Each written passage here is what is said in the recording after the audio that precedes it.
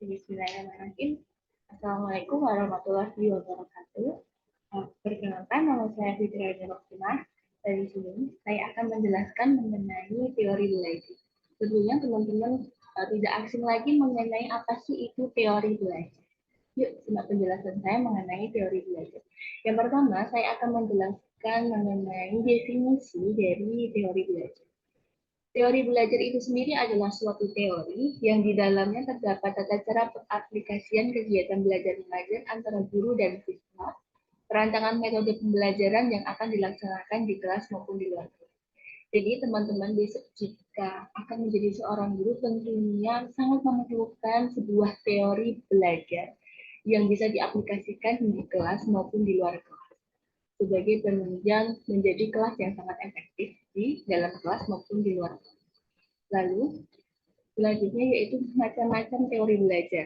Nah, macam-macam teori belajar ini ada 4, yaitu yang pertama teori belajar behaviorisme, yang kedua teori belajar kognitivisme, yang ketiga yaitu teori belajar humanistik, dan yang terakhir adalah teori belajar konstruktivisme. Di sini saya akan menjelaskan yang pertama yaitu teori belajar behaviorisme. Teori belajar behaviorisme adalah sebuah teori yang dicetuskan oleh Yeats dan Berliner tentang perubahan tingkah laku sebagai hasil pengalaman. Nah, teori ini berpandangan tentang belajar adalah perubahan dalam tingkah laku sebagai akibat dan interaksi antara stimulus dan respon. Atau dengan kata lain, belajar adalah perubahan yang dialami siswa dalam hal kemampuannya untuk bertingkah laku dengan cara yang baru sebagai hasil interaksi antara stimulus dan respon. Seperti contohnya mengenai tentang anjing dengan sebuah bea. Nah, lalu yang selanjutnya saya akan menjelaskan mengenai teori belajar kognitivisme. Teori belajar kognitivisme ini mengungkapkan bahwa belajar yang dilakukan individu adalah hasil interaksi antara si peserta didik atau siswa dengan lingkungan sekitar sehingga menghasilkan perubahan atau pengetahuan atau tingkah lakunya. Jadi, ketika kita mengenalkan tentang lingkungan sekitar yang ada di sekolah maupun yang ada di lingkungan rumah, itu akan menyebabkan sebuah hal perubahan pengetahuan. Siswa akan mengetahui pengetahuannya dan akan mengetahui tentang perubahan tingkah lakunya. Nah, teori kognitivisme mengakui pentingnya faktor individu dalam belajar tanpa meremehkan faktor eksternal atau lingkungan, sehingga pengetahuan itu bersifat non-objektif dan moral serta selalu berubah. Pada teori ini, otak berfungsi sebagai alat menginterpretasi sehingga muncul makna yang unik, sehingga bisa memiliki sebuah pemahaman yang berbeda terhadap pengetahuan yang dipelajari. Teori ini pun mengenal konsep belajar, ialah hasil interaksi yang terus-menerus antara individu dan lingkungan melalui proses asimilasi dan akumulasi.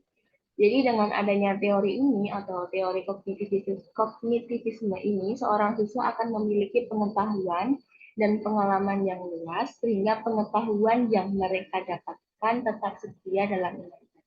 Jadi setiap pengalaman atau pengetahuan yang peserta didik dapat atau seorang siswa dapatkan, itu akan selalu terbenak di dalam otaknya.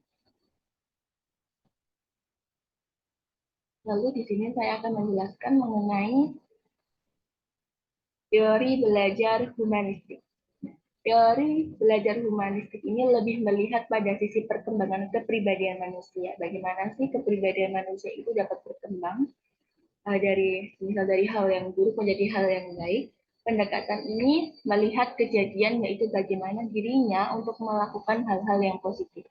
Yang awalnya si human ini atau si manusia ini melakukan hal yang negatif, akan berkembang menjadi kepribadian manusia yang positif. Dalam teori pembelajaran humanistik, belajar merupakan proses yang dimulai dan ditujukan untuk kepentingan memanusiakan manusia. Di mana memanusiakan manusia di sini berarti mempunyai sebuah tujuan untuk mencapai aktualisasi diri, pemahaman diri, serta realisasi diri orang yang belajar secara optimal. Lalu yang terakhir, saya akan menjelaskan mengenai teori belajar konstruktivisme. Pembelajaran Konstruktivistik atau konstruktivisme ini adalah pembelajaran yang lebih menekankan pada proses dan kebebasan untuk menggali pengetahuan.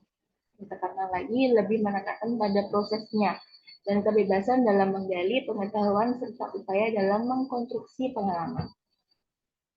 Dalam proses pembelajarannya, para siswa diberikan sebuah kesempatan untuk mengungkapkan gagasannya sesuai dengan apa yang telah disampaikan. Ya, ketika seorang guru menjelaskan sesuatu, maka guru akan memberikan sebuah kesempatan kepada siswa untuk mengungkapkan gagasannya atau mengungkapkan apa sih yang sudah mereka pahami mengenai materi yang telah disampaikan oleh seorang guru. Yang terpenting dalam teori ini adalah bahwa dalam proses pembelajaran siswalah yang harus mendapatkan penekanan. Mereka lah yang harus aktif mengembangkan pengetahuan mereka, bukannya guru atau orang lain ya, tetapi si pesertanya atau si siswanya itu sendiri. Peserta didik perlu dibiasakan untuk memecahkan masalah dan menemukan sesuatu yang berguna bagi dirinya dan bergelut dengan sebuah ide-ide yang baru. Seperti itu. Jadi di teori ini lebih menekankan kepada pengetahuan dan kebebasan untuk memberikan sebuah gagasan. Itu tadi um, penjelasan dari saya mengenai teori belajar. Cukup sekian dari saya. Terima kasih. Akhir kalam. Wassalamualaikum warahmatullahi wabarakatuh.